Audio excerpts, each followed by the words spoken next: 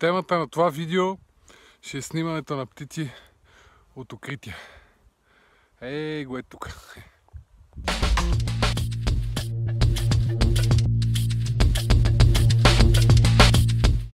Преди да сме почнали да ви кажа, че знанията ми за снимането от откритие са минимални и тепърва започвам този кеф, дет се казва.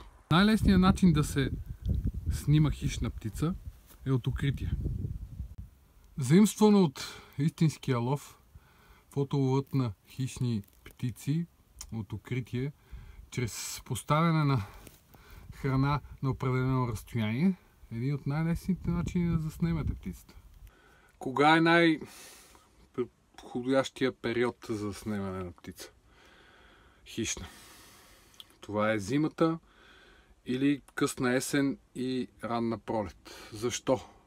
Естествената храна на повечето хищни птици са гризачи по полетата.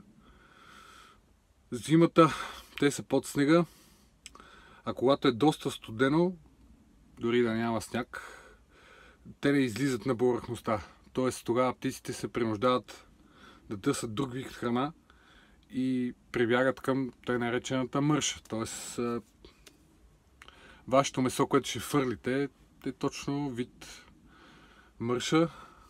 Те ще го сметнат и това ще бъде вашата примамка. Дето се казва по ловджийски, ще ловите птици на посия. Кога се влиза в укритието? Ами влиза се по тъмно. Тихичко, по тъмно се влиза и се пази абсолютна пълна тишина. Защото ако ви види птицата или ви чуе, слухът и не е много добър, но зрението е безпогрешно. Може да ви види от огромно разстояние. Тогава няма да дойде. Дори да има храна, дори да е прегладняла, шанса ви намалява абсолютно до нула. Кога се излиза от укритието? По възможност също по тъмно. Особено ако говорим за изключително плашливи индивиди от птичият свят. Дори не само от птичи, от животинския. После ще ви разкажа за повечето развиващи дейности в България, които поддават укрития под наем, за да можете да ходите и да снимате. Какво месо да използвам? Самият аз използвам пилешки и патешки фенери най-вече. Това е гръден кош от пиле или от патица, които се продават замразени в магазините. Но това не е най-добрият вариант. Най-добрият вариант е естествена храна от животни, които дет се казва не са пълни с антибиотици и други гадости. Но все по-трудно се намират подобни неща, нормално. Затова ще прибегнем към подобен вид храна и се надяваме, че това няма да увреди птиците. Това укритие, което съм в момента, близко до моя район, е на най-добрия за мен фотограф в България на диви животни, а именно Богдан Боев. Сега да ви покажа какво представлява самото укритие. Как се вижда, сграда 2 на 3 метра, назад може би има около 70-80 см, може да е по-голяма, може да е по-малка.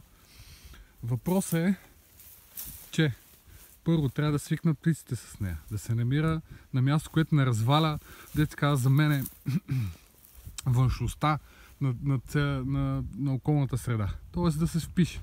Най-лесно това, може би за мен е с палатките, които ги оставяте за по няколко дена.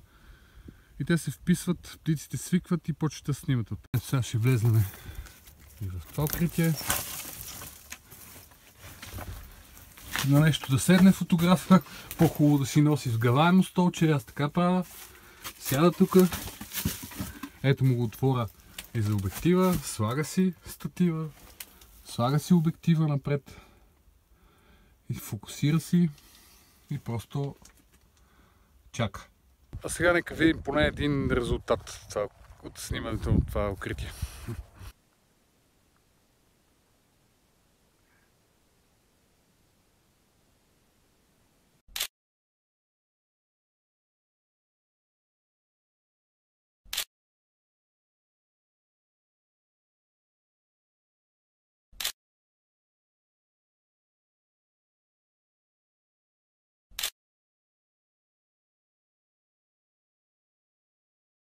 Ето ви малък лист с укритите в България, знайни за мен.